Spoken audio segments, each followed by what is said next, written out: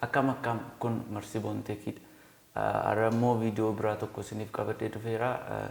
Viidiyochis maanii karaa ittiin yuutuubii ittiin milkaa'an akkamittiin akka monetized ta'an seerudha. Gara viidiyoo kanatti osoo hin darbin yuutuubii koo kana like, subscribe, share gochuu hin irraanfatina. YouTubein seera mataa isaa qaba. Akkuma beekamu guidelines YouTube community guidelines kan jedhamu jira. Seera baay'ina adda addaa qaba jechuudha. Isaan keessaa seeraawwan karaa ijoo ta'an muraasa isiniif qabadhee dhufeera. Waliin ilaalu.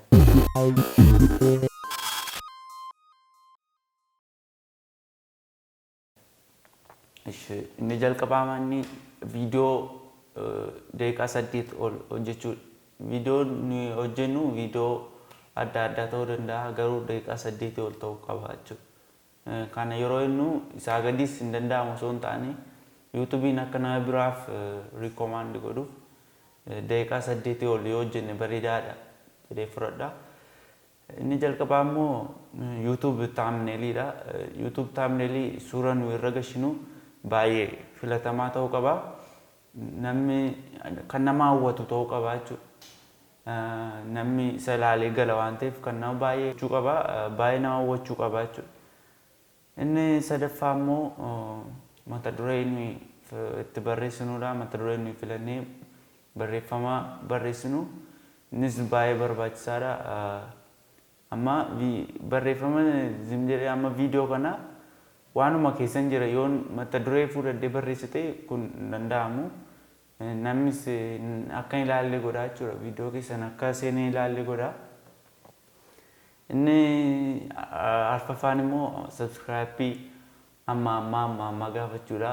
Kuni na audience keessan baay'ee jeeqaa amma subscribe godhi. Kun namni nufaa subscribe gaafachuuf dhufee keessaa ba'a. Kunis kan jedhu jalqabaa fi dhumarratti gaafachuu qabdu subscribe nama jedhee tan fudhadha. Inni cimaa fi inni basic ta'e immoo YouTube community guidelines kan jedhamudha. Kun baay'ee barbaachisaadha. YouTube community guidelines fakkeenyaaf viidiyoo kanarratti yoo dhiiga fa'aa argamate YouTubein barbaadu, yoo nama fa'aa raffamate YouTubein hin barbaadu jechuudha. Kana malee waan baay'ee YouTube communityin baay'ee eegamuu qaba. Akka nuyi monetized taanuu fi dhumarratti deemnee subscribe 1,000 fi watch hour 4,000 erga geenye booda YouTubein nu fudhachuu dhiisuu danda'a. Maaliif YouTube community guidelines kan jedhamu waan jiruuf jechuudha. Inni biraa immoo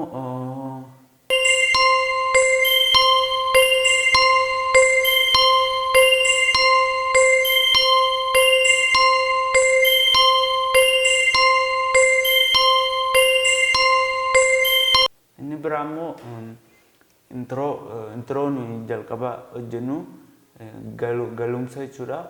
Innis baay'ee barbaachisaadha. Dheerachuu hin qabu. Intro nuyi hojjennu animationii nuyi hojjennu jechuudha. Yoo baay'ate sekendii 10 fa'aa 15 fa'aa yoo ta'e baay'ee bareedaadha. Namnis wanta sana ilaalaa waan namatti hin tollee fi intro gara wantichaatti viidiyochaatti kan darbu waan barbaaduuf jechuudha. Egaa kanaan booddee isiniif hanga gadhiisaa waa'ee YouTubein ol ilaallatanii baay'ee isiniif gadhiisaa. Isuma irratti hojjenna. YouTubii kana subscribe gootanii notificationii on gochuu hin irraanfatina. YouTubii koo kanas subscribe gochuu hin irraanfatina.